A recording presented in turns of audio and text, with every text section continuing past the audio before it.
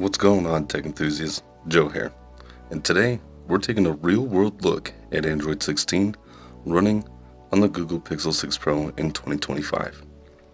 Now, this is a device that realistically should have stopped getting updates about 1 year ago, but Google surprised us.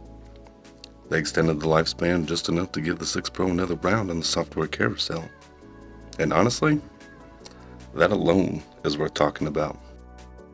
Let's be real for a second. The Pixel 6 Pro is not a new device anymore. It's aging hardware with an aging design. But dropping Android 16 onto it was a smart move by Google. It gives people, especially folks who are working with tight budgets, a phone that still feels applicable, still secure, and still functional without having to upgrade right away. But let's not glorify it. Android 16 on the Pixel 6 Pro is not some massive reinvention. There's no magical boost in performance, no breakthrough features that make the phone feel brand new. What we got was a light polish. So let's talk looks. Google tweaked the notification shade and the status bar icons just enough to give the device a little facelift. The edges feel cleaner, the spacing is slightly more refined, and the icons have that subtle Android 16 shine.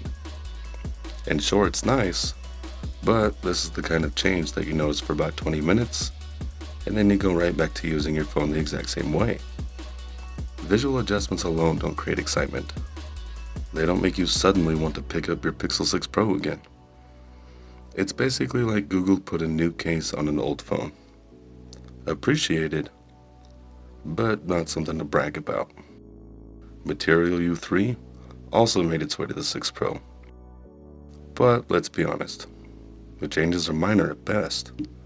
The color system is a bit more flexible and the system animations are slightly more responsive. But we're not talking about a full evolution here. If you're hoping for a fresh new look or some dynamic personalization overhaul, this isn't it. For most people, these tweaks fall under the cool but whatever category. It's not anything that makes the Pixel 6 Pro feel like it's running new software. And then there are the things that didn't make the cut. Pixel Studio, for example, Google's new media creation tool that's been showing up on newer Pixels, doesn't come to the 6 Pro. And honestly, that's a bummer, because features like that are where older phones could have benefited the most. New tools, new creativity, new reasons to keep using the device. Android 16 instead feels more like, here's a little something to keep you running, but don't expect the fun stuff. So here's the bottom line. Android 16 on the Pixel 6 Pro is a small update, but a meaningful one. Not meaningful because of what it adds, but because of what it represents. Google choosing to extend the life of a device that many people still rely on? That's a solid move, even if the update itself feels light. If you're still using a Pixel 6 Pro, this keeps your phone relevant, secure, and stable in 2025. But if you're expecting Android 16 to breathe new life into the hardware, that's just not what this is. If you enjoyed this real-world breakdown, hit that like button, subscribe for more grounded tech reviews, and drop a comment telling me how your Pixel 6 Pro is running.